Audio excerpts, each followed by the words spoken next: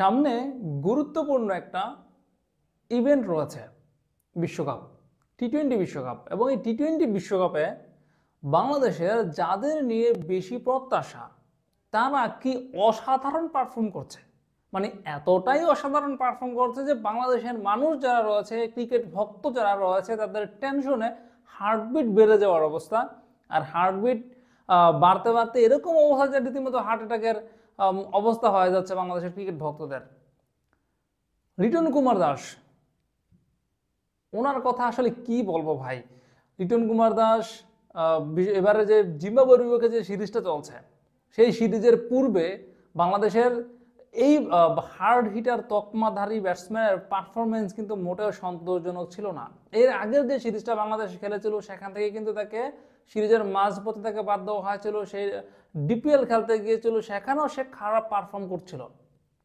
এবার জিম্বাবুয়ের বিপক্ষে সিরিজ ধরা হচ্ছিল যে বিশ্বকাপের পূর্বে জিম্বাবুয়ের বিপক্ষে সিরিজটাতে হয়তো লিটন কুমার দাস ফর্মে ফিরতে পারেন, একে তো নিজেদের মাঠে খেলা, তার উপর আবার জিম্বাবুয়ের মতো দল। কিন্তু এই সিরিজটাও আসলে লিটন দাসকে ফর্মে ফেরাতে পারছে না। 3টা ম্যাচ তিনি খেলেছেন এবারের আসরে এখনো পর্যন্ত, এবং এই 3 ম্যাচে তার রানটা হচ্ছে, প্রথম ম্যাচে তিনি 3 বলে 1 রান করেছেন, দ্বিতীয় ম্যাচে 25 বলে 23 রান করেছেন, তৃতীয় ম্যাচে 15 বলে 12 রান করেছেন।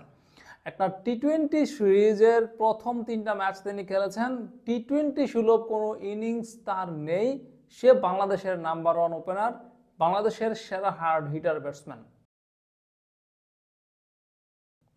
একই কথা প্রযোজ্য বাংলাদেশের অধিনায়ক এবং আস্থার প্রতীক আরেক ব্যাটার, সেটা হচ্ছে শান্ত, নাজমুল হোসেন শান্তর কথাও কিন্তু ঠিক সেম।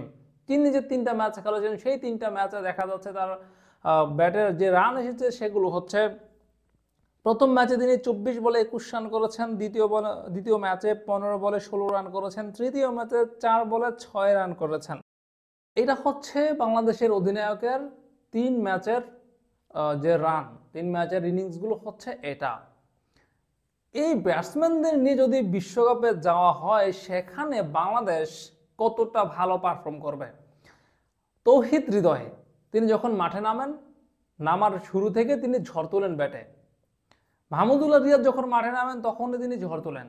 জাকের আলী যখন মাঠে নামেন তিনি ঝড় তুলতে পারেন, মানে তিনি মাঠে নামার সঙ্গে সঙ্গে ঝড় তোলেন। তো তৌহিদ হৃদয় প্রতিটা ম্যাচে যদি ঝড় তুলতে পারেন, মাহমুদুল্লাহ রিয়াদ প্রতিটা ম্যাচে যদি ঝড় তুলতে পারেন, জাকের আলী যদি প্রতিটা ম্যাচে ঝড় তুলতে পারেন, তাহলে নাজমুল হোসেন শান্ত এবং হার্ড হিটার তকমাদার লিটন কুমার দাস, তাদের সমস্যাটা কোথায়?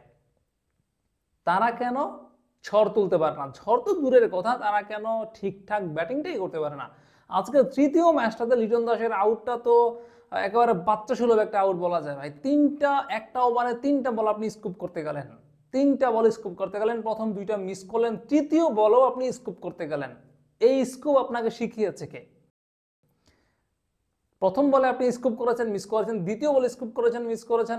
আপনার তো তখনই সাবধান হওয়া উচিত ছিল যে আপনার ব্যাটে বল হচ্ছে না, এখান থেকে আপনার সরে আসা উচিত ছিল, পরিকল্পনা থেকে একটু পরিকল্পনার মধ্যে একটু পরিবর্তন আনা উচিত ছিল। আপনি তৃতীয় বলেও আপনি স্কুপ করতে গেলেন, ফলাফল আপনি বোল্ড হয়ে গেলেন।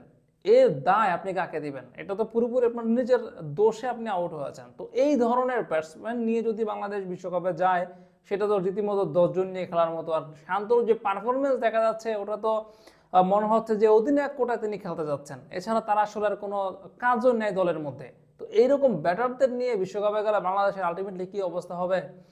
আমার মনে হয় বাংলাদেশের ক্রিকেট ভক্ত যারা রয়েছে তাদেরকে আসলে তাদের মানে ক্রিকেট ভক্ত যারা রয়েছে তারা যাতে বাংলাদেশের এই দলটা নিয়ে কোনো রকম প্রত্যাশাই না করে, বিশ্বকাপে যাচ্ছে যাক, যা হচ্ছে হোক, যা হবে হোক, মানে এরকম একটা অবস্থানে থাকতে হবে বাংলাদেশের ক্রিকেট ভক্তদের। তাহলে হয়তো তারা হতাশ হবে না, বেশি কষ্ট পাবে না, এটা আমার ব্যক্তিগতভাবে মনে হচ্ছে।